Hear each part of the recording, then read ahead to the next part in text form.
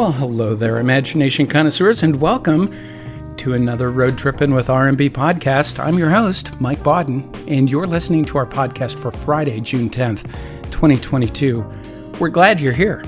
As you know, Rob drives every day, Monday through Friday. He goes off to the studio to work with John Campea and the rest of the Campea crew on their shows that are on YouTube, the John Campea Show, the Mailbag, all those other things. It's a lot of fun. Highly recommend you watch it on YouTube. They're highly entertaining. However, we don't restrict ourselves to just talking about entertainment news here on this podcast. Oh, no, because who knows what's on Rob's mind? We won't know until we call him.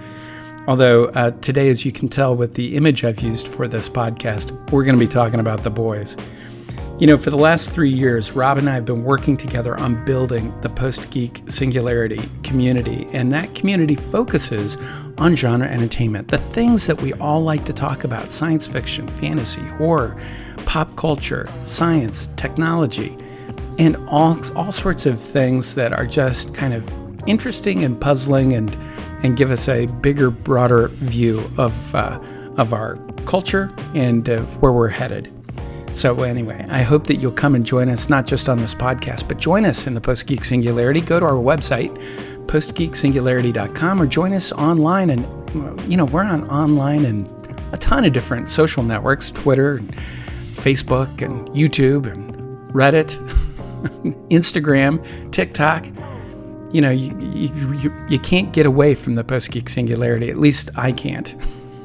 And today, who'd want to, because today's podcast, although it's only about 45 minutes long, is a fun conversation about the boys, and it starts like this. Good morning, Mike. Once again, wheeling my way westward on the 10 on the way to the John Campea studios. John Campea won't be there today. Chris Carr is going to run the show. Well, I'm looking forward to that because I had COVID, so I missed out working with Chris when she was hosting the show. So John's gone today, so I'm happy that I get to do a do-over. Well, that sounds like fun, actually. That should be highly entertaining. Chris is quite talented. I enjoy watching you guys on the John Campea Show. Oh, I love her to death. She's amazing. She's very intelligent. She's very quick-witted, and man, can she come up with zingers off the top of her head.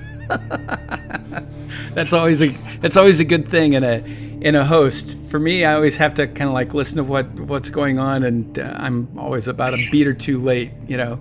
So hey, and one other thing too, just and I mentioned this as I put together the podcast for yesterday. Yesterday's podcast actually is going up a good bit later than usual because of our audio challenges that we had. But I gotta tell you, dude, the little impromptu Zoom call that we put together for the second half of that call, you sound really good in it. So we should. Because I'm using a microphone. Yeah. I'm using my mic. Yeah. So we should work on that some more maybe this weekend and see what else we can do to continue to improve the overall audio quality, because we're having some imagination connoisseurs that are saying, hey, it's interesting, but boy, what can we do to make Rob a little easier to understand and sound a little better? So we'll, just for those folks that are interested out there, Rob and I are aware of that, and we're working on fixing that problem. Yeah, I mean, at first it was kind of charming, but now it's worn thin. That's right. Well, except for those of us that grew up with AM Top 40 radio and still have a soft spot in our hearts for old phoner interviews with the DJ on location. No. It's like NTSC video. I'm going to collect VHS tapes and laserdiscs. Fuck off. No, you don't. You don't want to. Those are garbage. They were garbage then. They're garbage now. I understand you want the cool boxes, and if you're a horror fan, the artwork is neat. I get it. Yeah. But you know what? Even back in the day when I was working in home video when I was 13 in 1980, even I knew. Right. That NTSC video was garbage. I'm like, we deserve better. Well, that's just like, you know, I know you guys were talking on the Campea Show, was it yesterday or the day before, about soap opera viewing or whatever. And I remember in college, man, it's like, in order to be able to get both All My Children and General Hospital recorded, I had to set the VHS on ultra long play mode. Yeah, SLP, super long play. That's it. And you'd watch that back and it'd be like, I'm not sure who that is, but that brown mass is moving towards that tan mass. I think that might be these two characters, and it kind of sounds like Robert Donnelly or whatever. Donnelly. Yeah, exactly. Sean Donnelly. Yeah, that's right. The villain, OSB or whatever. So there you go. So that was I'm very glad we're beyond the VHS technology now. Absolutely. Speaking of technology, dude, yeah. Episode 4 of The Boys. Yeah. I dare say that this season 3 of The Boys, the writing on this show is the very highest caliber of television writing. That is great to hear. I mean, my God, is this season great. The peril has been upped. The Homeland's villainy is... Not since, I wanted Ramsay Bolton to die a horrible death in Game of Thrones. Right. And he did. And it was very satisfying. I have never wanted a character to be slaughtered more than I want Anthony Starr's Homelander to be slaughtered. But that's a testament to his performance and the writing. And it's so good. The Boys is so good. Mike, they literally have a scene where one of our characters murders a room full of people with various superhero dildos. I mean, I'd never seen anything like that before. An extended fight sequence where Kimiko is just straight up impaling dudes with giant superhero dildos. Well, there you go. Wow. I can only imagine the pithy dialogue that one could add to such a scene. Yeah. No, it's and the funny thing is, it's played straight. Right. They play it straight. Like if that's what makes the show so great, is any other show would really focus on the fact, and reiterate what's going on, but they introduce these things, and then they just become more different weapons. Right. And they might as well be martial arts weapons. Well, and that's why the show is so good. Well, and that's the thing. I think a lot of people watch The Boys thinking it's going to be some kind of superhero action adventure show, and there's certainly plenty of action and superhero shenanigans and things like that happen in the show, but it is at its heart a satirical comedy. And the great thing about satirical comedy is the straighter you can play it, the more delightful it can be, and really the more impact it can bring in on you. Dude, this show is as skewering of our society as something like Kubrick's Dr. Strangelove was back in the 60s. That sounds great. I mean, and this season is jaw-dropping. So your because of course Caroline doesn't want to watch it until the whole thing's out, so I'm like operating in the dark, but is Jensen Ackles' character living up to his reputation? I am not going to tell you, Mike. Oh, you're just awful. I mean, I'll just say it's a slow burn. We haven't seen a lot of him. Yeah. Okay. Because but his performance in what we have seen is amazing. And there's a revelation this episode that's also amazing about him. Yeah. And it's I can't. I mean, this show. What I love about this is, I'm always railing on about story. Right. And when authorship, my whole thing is that when you're in the presence of real authorship, where the writers or the writer, if it's only one writer, but in the case of this show, you've got showrunners and the writing staff, you really feel that when you are watching this show, you are being taken on a journey by master storytellers that know exactly what they're doing. You never watch the show, it does not leave you, you're never like, eh. Right. I mean, this show is this season especially, there isn't one wasted moment. There is not one scene that isn't building on something else. The tension in this show you could cut with a knife. It's so taut. I mean, it's so well done on so many levels. And then, of course, add to that the incredible cast. Mm-hmm. It is peak genre television. And, you know, it's people that really understand, first of all, the source material. This show is better than the comics. Wow, that's great. Yeah, and it's amazing because, you know, right now, and also from the Earth to the Moon, mm-hmm. season 3 started, and the first episode was excellent.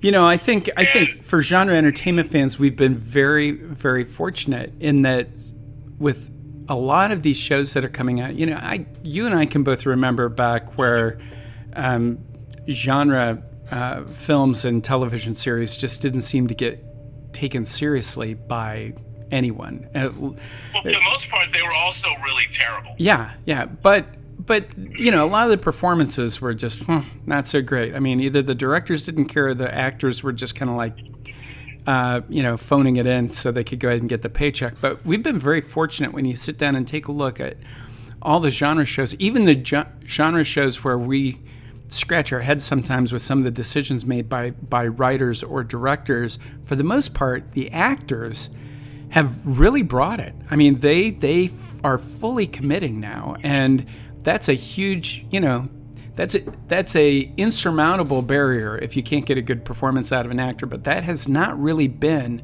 a problem on almost any of these TV shows that we've seen, or in any of these movies.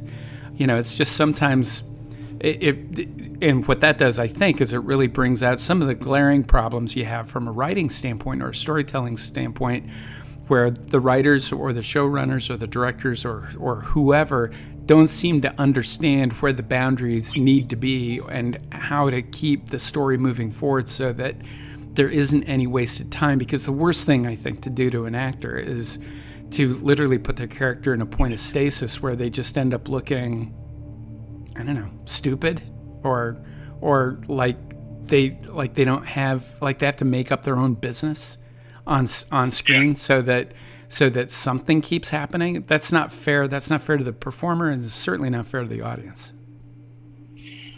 No, and what I think is also very interesting right now, I mean, I think about things like you've got The Boys happening, you've got For All Mankind happening, mm-hmm. and those are two, and even to a certain extent, The Orville.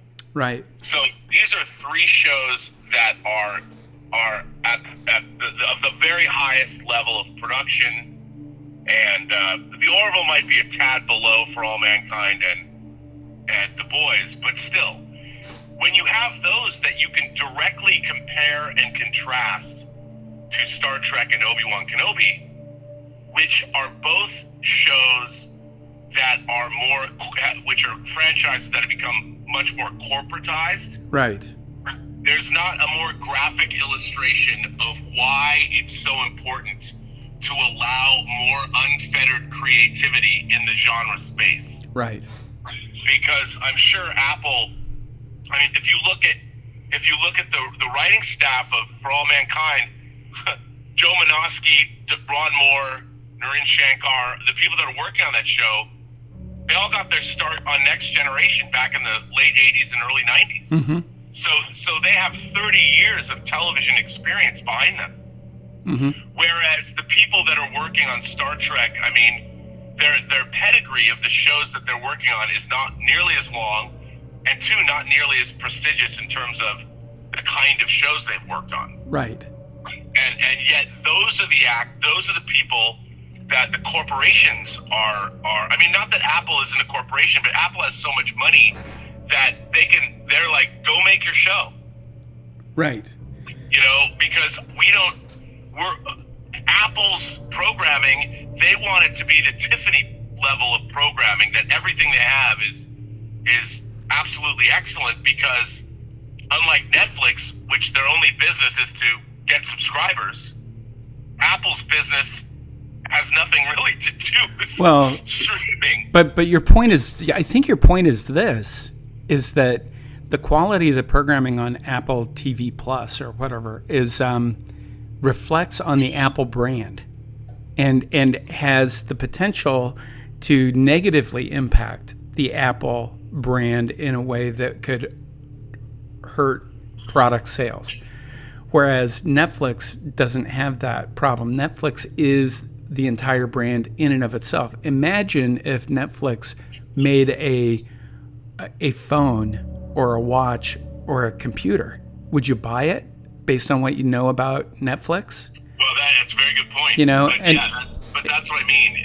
Right. It is their Apple TV is just another adjunct of their product line. Yes. So you can watch their shows on your watch if you wanted to, or their phone, whatever. So, you said, and in the same way, make shows that are as good as their computer equipment is. Right, and exactly in the same way, you've got Amazon Prime, and Amazon is in very much the same situation. In both cases, with Apple and with Amazon, they're looking at content as a way to be able to go ahead and continue engaging, placating, and possibly capturing market share for the commercial pieces of what they do, because that's where they really are able to turn those relationships into bottom line profit or top line sales. But you take a look at Amazon. Amazon wants to make sure that the content that is produced with that Amazon name, that there is something always, there is a emotional reason to go ahead and subscribe to Amazon Prime, because once I've subscribed to Amazon to watch The Boys or whatever, Goliath or any of the other shows that are on Amazon, they have all my information, so they can start wooing me to go ahead and buy product from them that is the same thing I'd buy at the store, but it costs less and it's delivered to my house. And and that's where they make the big money, because I can tell you, having clients that have sold product to Amazon, those guys know how to buy low and sell high. They know what the hell they're doing, and the more customers they can get into their ecosystem, which is how they refer to it. Sam's Club and Walmart are the same way, by the way. If they can get you into their ecosystem, then you're money for them. I mean, they will do everything they can to make sure that you are happy and that you keep buying from them. It's interesting, Rob, and I don't mean to digress, but in this very same regard, I would be surprised if at some point you don't see Walmart try to figure out how to get into the content product and the content distribution business, because just 5 years ago, when you sat down and you took a look at broadcast and cable network penetration, you had your three or four main broadcast networks: ABC, NBC, CBS, and Fox. But in that top 10 network, as far as television exposures from an advertising standpoint, was all of the in-house video for Walmart. It's that big and that pervasive. And I don't think you'll ever see Walmart and Sam's Club getting into making genre entertainment, but I totally see them going toe-to-toe with Home Shopping Network. And if you don't think those guys don't make a lot of dough, holy smokes. So this whole video integration, the way that we integrate video into our lives, as imagination connoisseurs, we have a certain level of expectation and everything, but it's a big piece of who we are as consumers. And it's interesting to see how it manifests itself in the quality of the programming that we see. Well, yeah, I mean, look, for me, I just want great stories well told. Right. And I've railed against the fact that I have nothing against corporations. I like Amazon, and I like what I'm getting, but when you have beloved brands that are controlled by Disney, that scrupulously guards their brand, and in terms of it's a family brand. Mm-hmm. So at the end of the day, there's only certain things they do in their storytelling. Right. Like Disney could never make The Boys. They never would ever make The Boys. And if they did make The Boys, they wouldn't have the same content that Amazon is allowing. All right, well, I have to ask you then, what do you think is going to happen with Deadpool 3? Because they've come out and said, oh, no. We're going to let Deadpool 3 be Deadpool 3. We're going to go ahead and let Ryan Reynolds and his team, they make a lot of money with those movies. And yeah, that's not Disney-esque, but it is Deadpool-esque. So what do you think? I mean, Deadpool to me is like one of those really fascinating case studies to watch, if for no other reason from my perspective, because Ryan Reynolds understands branding and marketing. He understands the power, the economic power of building brands, and I'm curious if you think, as I think, at some point you're going to see some kind of fireworks at the top when Deadpool runs smack into the mouse. Well, I mean, look, we saw something happen this week at Disney. Bob Chapek dismissed Peter Rice, who was the head of Fox, and gave his lieutenant, elevated her. And Peter Rice, as everyone in the business was saying, Peter Rice is a beloved executive. You know, he ran content. He basically ran Fox, movies, TV. Mm-hmm. And he was dismissed unceremoniously. He was basically red weddinged by Chapek.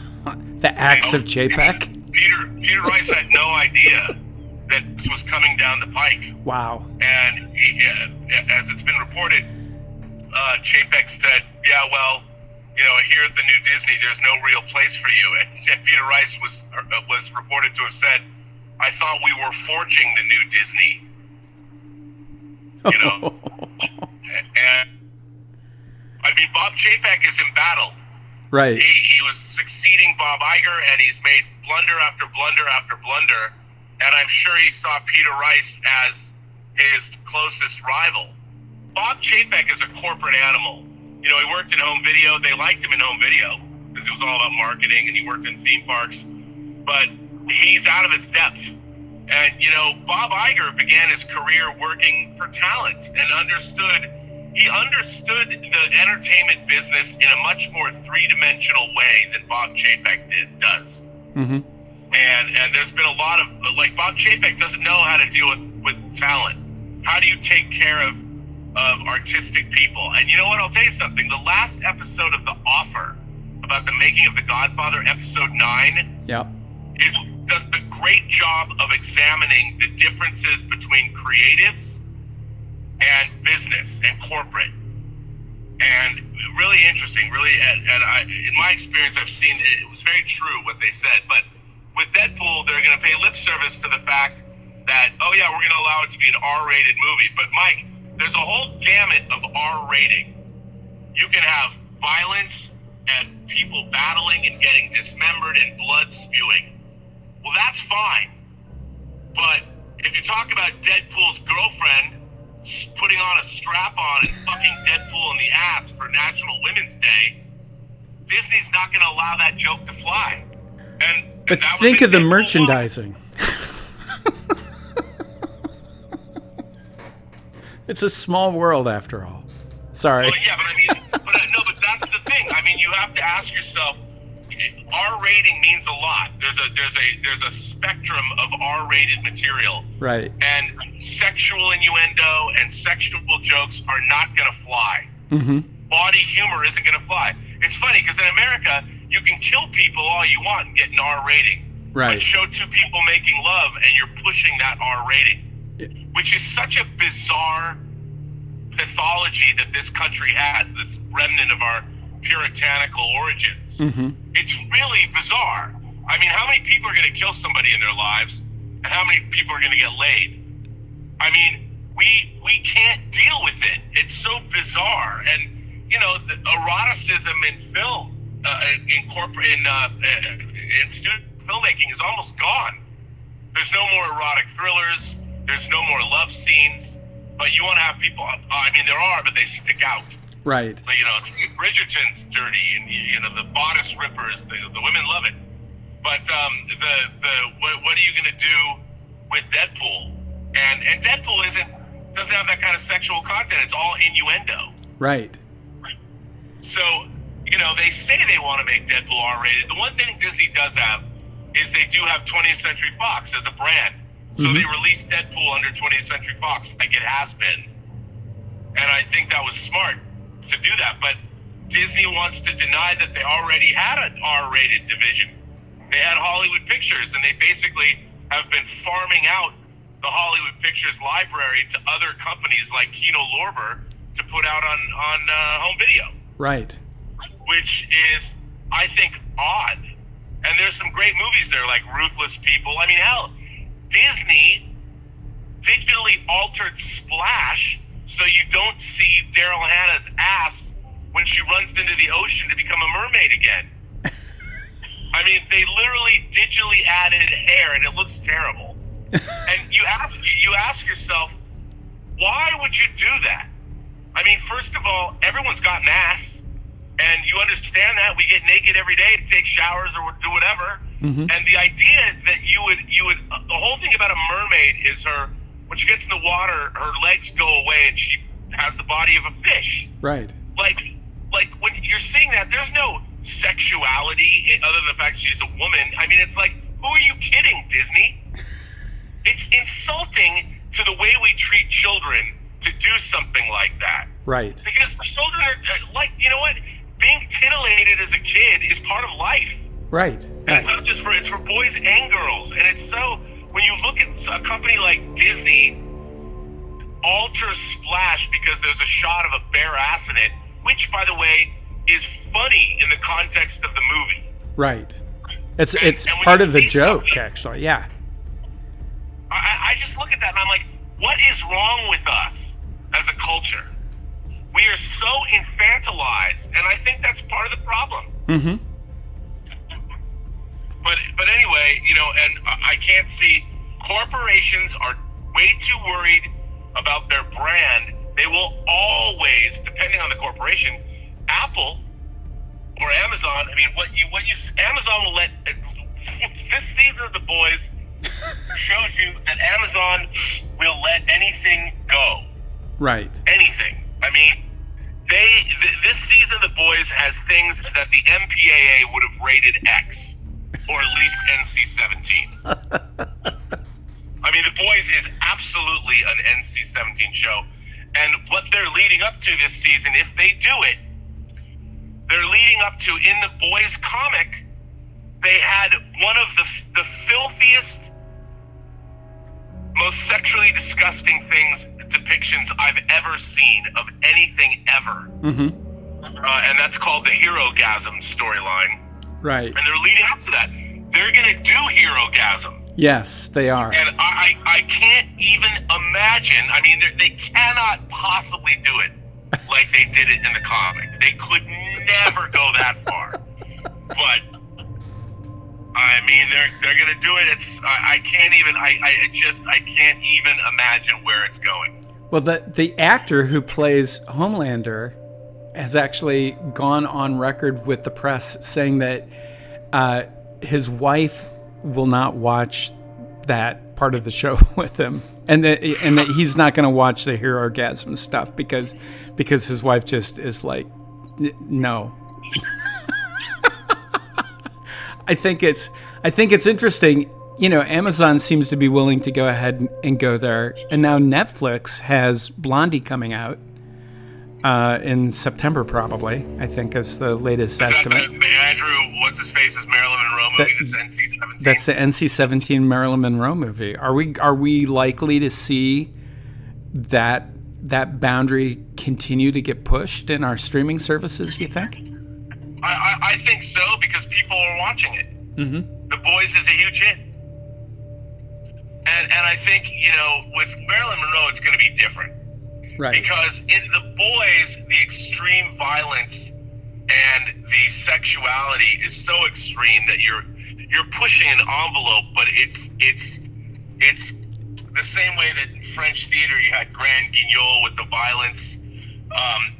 There's a humorous element that undercuts it all. I mean, it's so disgusting and so puerile and gross that you can't help but laugh at it. Right. Yeah. It's quite obviously once you get over the shock. It's quite obviously parody. It is very much comedic, dark, weird, really graphic, dark. but if they funny. were playing this straight, if this was being played completely straight without any kind of satiristic elements to it, there's no way. I mean, there would be an uproar. Yeah. I can only imagine what.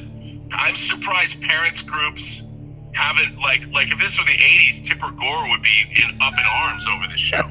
Her head would explode, and they'd actually probably show that on The Boys. Oh yeah, or in South Park. You know, I mean, and I'll tell you something. If South Park didn't exist, they wouldn't get away with this. Right. South Park really paved the way for a lot of this, but it's astonishing, Mike. It really is. But to that end, it's also incredibly well written. I mean, the performances are great. The ensemble cast is great. The direction this season is going in is incredible.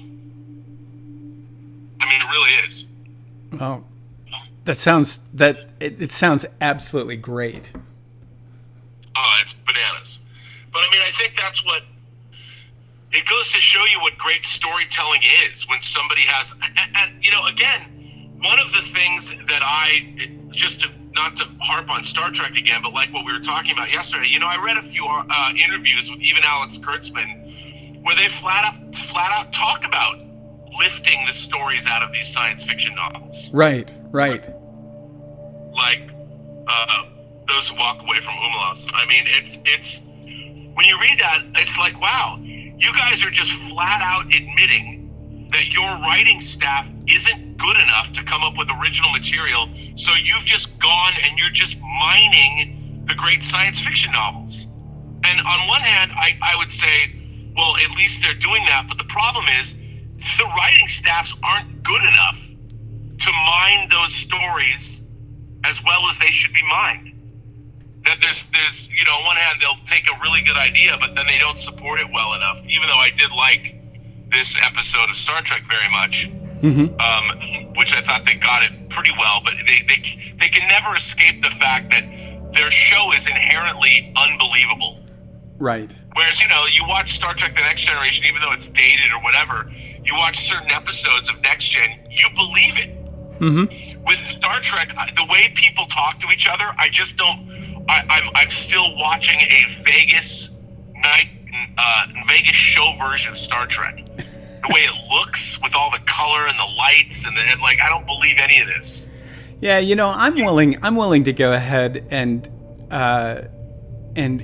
buy into kind of the retro-ish, updated retro-ish look or whatever, and the colors a little more. Of course, I'm also colorblind, so that probably may go to part of that. But I'm willing to go ahead and buy that. But I agree with you just in terms of kind of, it's all still, it seems very quippy. But I think that, you know, hopefully because they've got 2 seasons at least, hopefully that kind of settles down a little bit and things become much more, you know, businesslike. But again, you know, part of the problem is that we know how a lot of these characters interacted in the original series, and it's just really hard to buy these kinds of interactions between characters we already know, which goes back to my point that one of the major problems with prequels is if you make your prequels about characters we already have seen in whatever the original iteration is, you're really just kind of connecting the dots on backstory, and you're not working very hard to tell anything new and original. You know, it's like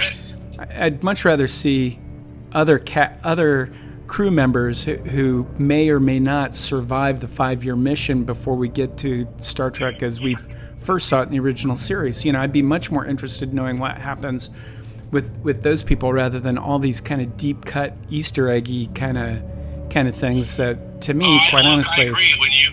When you make somebody a descendant of Khan, Noonien, Singh and have them on the Enterprise, I'm like, I don't believe this at all, because the whole point was that no one remembered Khan, Noonien, Singh. He was from 300 years ago. The eugenics wars was not on anyone's mind. And now, you know, they've touched on this a lot in modern Star Trek. They've gone back to this well all the time because everyone looks at Star Trek II, The Wrath of Khan as being the best. And it's like, that was an outlier. Right. Star Trek Through the Wrath of Khan is not the thing that you should be emulating. No. What you should be emulating is the meat and potatoes episodes of Star Trek, those great episodes that no one necessarily looks at and goes, you don't look at the top 10 episodes of Star Trek. Look at episodes 11 through 20. Mm-hmm. And those are the episodes you should look at, because Star Trek is made up of meat and potatoes episodes, not the best episodes of the series. Right. Well, and yesterday you even said that character of Lal Nooney and Singh or whatever is an interesting character. It's just too bad that they've made this connection back to Khan. There are plenty of opportunities to make interesting characters that will carry the water that they want to have carried on specific, either tropes or issues or whatever, but they just tie it to, I don't know, they are just trying too hard, which is the disappointment, that I have in so much of that stuff. And again, whether it's Star Trek or any prequel show, if you loop in your main characters from the original show too tightly, you eliminate, from my perspective anyway, you eliminate any of the risk. There's no more suspense because we know what's going to happen to these characters. They're going to survive and make it to the main series. You're never going to worry about whether Princess Leia lives or dies in Obi-Wan. She lives because she has to. She's in the original. It's like, I'm never going to worry about, is Darth Vader gonna kill Obi-Wan? No, that can't happen. Neither of them are gonna get killed. Okay, because we know that already. So let's focus in on other characters that are new to us, who play an important role and add to the character and add richness to the story, but we don't necessarily know what their fate is because we didn't see them in the original show. So, well, and also, what's so interesting, like in a show like Obi-Wan, all anybody wants to see is Darth Vader fight Obi-Wan Kenobi. Right. And it's like, well, we saw that in Revenge of the Sith, and we saw it in Star Wars. So who cares? They should have just done a sequel to BattleBots. Yeah, but it's such a weird idea that, I can't wait to see him fight again. Why? Yep. Like, you've already seen it. Yeah. Like, you're never going to get a bigger, more bombastic battle than you got in Revenge of the Sith. Well, people like things that are familiar to them. I understand the desire from a consumer standpoint to see something like what I dreamt about, when I watched the show the first time as a kid, the things that I like, but that doesn't necessarily mean that it's very good television or a good movie. Hey, in the meantime, we do have some letters. If you get... Well, you know what? We're going to have to save those because running out of time. My destination. I have one letter for you then that I just need you to react to, because someone wrote in and said this: "Hey, Mike, did you feel that small earthquake on Thursday, even in Iowa? Is there a portent of the apocalypse upon us? Is the sweet meteor of death on its way to devastate our planet? I'm just hypothesizing, because here's what we know for a fact. On Thursday, two significant happenings occurred. Number one, astronomers detected repeated radio signals from nearly 3 billion light years away. But more importantly, number two, Robert Meyer Burnett enjoyed an episode of Star Trek." Could this be happenstance? Maybe just a coincidence. I would argue not. I would argue that there probably is a clear correlation. I will warn you to begin the doomsday process, my friend. I believe we may have just crossed the Rubicon.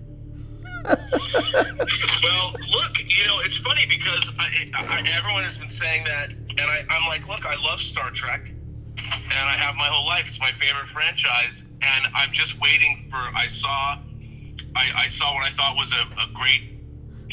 They really the balance of what the show should be was captured, and they have a great science fiction conceit that ended well, which isn't surprising because Ursula K. Le Guin's one of my favorite science fiction writers, and they used one of her stories as the basis for this episode. Yep. So I liked it. I like the characters. I think Anson Mount is really charismatic. I really even like a lot of the actors on the show. I just wish they were written better. Right. Well, they're written like 21st century people. Yep. There is no military discipline. Everybody acts. I mean, they added some of that. I mean, Lon training Uhura I thought was really good, being a security officer. But the thing is, then they weigh heavily into the fact that she's I really wish that she's like Tasha Yar done correctly. Right. And I really wish that she had no connection to Khan. I think it's really distracting. It takes away from her character, and it takes away from the actress's agency. Right. No, absolutely. She doesn't get to be her own thing. She's always going to be, she's the descendant of Khan, which means that somehow she's genetically engineered. Mm-hmm. If they're going to say that, and it makes no sense that there's descendants of the Superman because they left Earth. Right. Khan doesn't have descendants. Right. And they could have they could have changed her backstory and built all the interesting, entertaining stuff that they want to have in this character. Now they could have easily written that in without having the relationship to Khan. But I don't know why they picked what they did. Akiva Goldsman and Alex Kurtzman think that's a good idea. Well, they don't understand. They're like, oh, we got to do it for the fans and this, that, and the other thing. It's like, no, you just did something stupid. I will say this. I want to thank Paul from Long Beach for sending in that letter. Yeah. Listen, I'm sorry I have to go out a little late, and because we're running the show today, I can't be late. I understand. Hey, have a good show today. Take it easy. I will talk to you later. All right, Mike. All right, take it easy. Thanks. Bye. And that brings us to the end of another road trip with Robert Meyer Burnett. This has been the Road Trippin' with R&B podcast for Friday, June 10th, 2022.